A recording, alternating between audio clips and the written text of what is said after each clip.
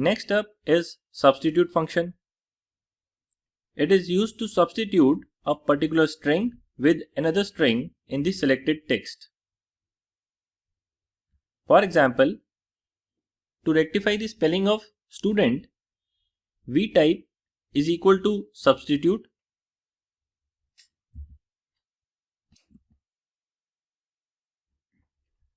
select the text in which you want to change the strings, comma, input the part of the string that you want to replace. Always remember to put double quotation marks while mentioning strings. We want to change B to D. So the third parameter is what you want it to be changed.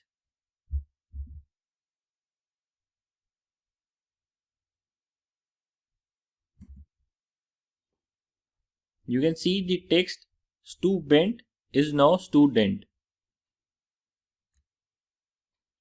Same thing can be done in sentences also. For second row of the table, we can update the score in the sentence from 38 to 95.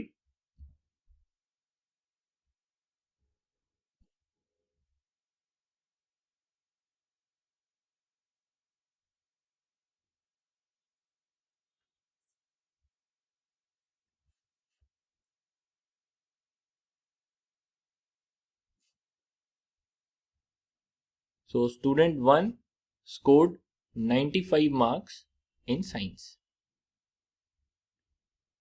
In the third row, we can change the text science to English.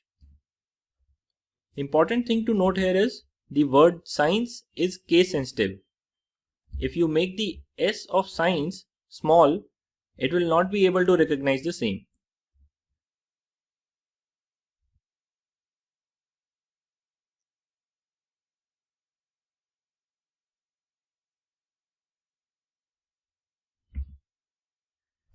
You can also note in the formula column, we have written the formulas, but these formulas are not returning the values. In this cell, you can still see the formula written. To do this, we have used a single space in front of the equal to symbol. It is because of this space, Excel is not calculating the actual value of this formula and showing this whole thing as a text in the cells. If I remove the space and enter, you can see that the formula will be calculated and the value of formula will be shown. So in this way, if you want to show the formula to someone without calculating the value, you can just add a single space in front of the equal to symbol. Next is the upper and lower function. These functions simply convert the entire input string to upper or lower case. For this, we type is equal to upper and select the string. You can see that student 1 string is now completely in uppercase. In the next cell, we will use lower.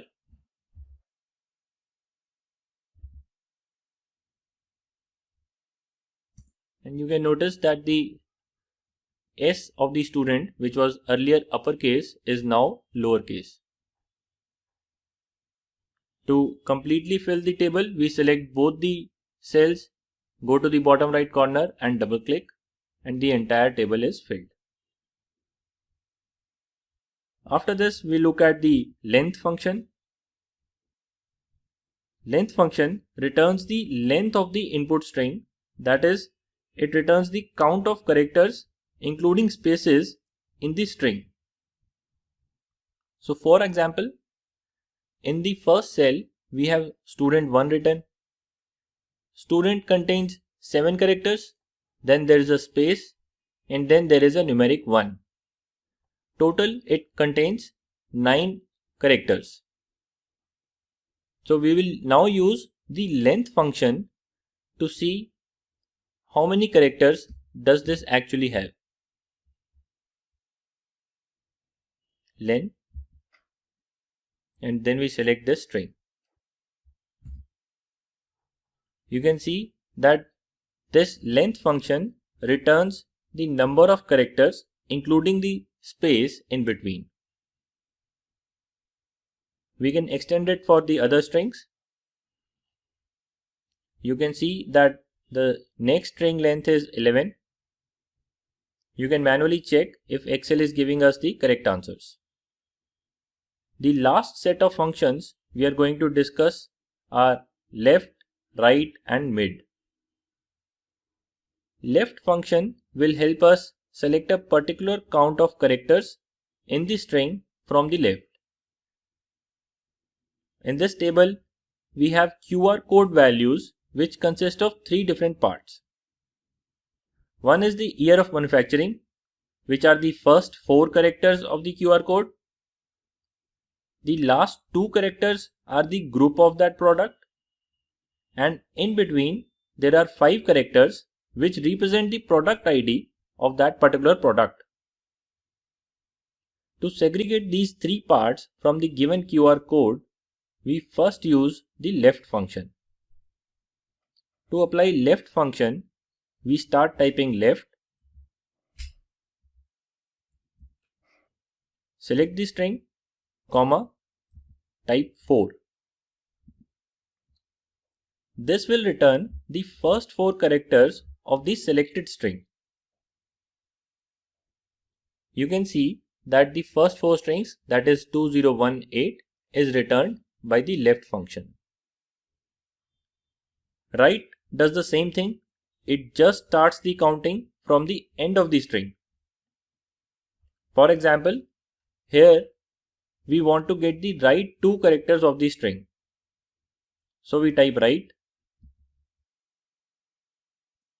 we select the string and then type 2. You can see the right 2 characters have been returned. Mid is like left. Only difference is that you can change the starting point for the count. For example, if you want the 5th to 9th characters from this QR code, you type mid, select the string, give the starting point, which is the 5th character, and then give the number of characters. Here we want 5 characters.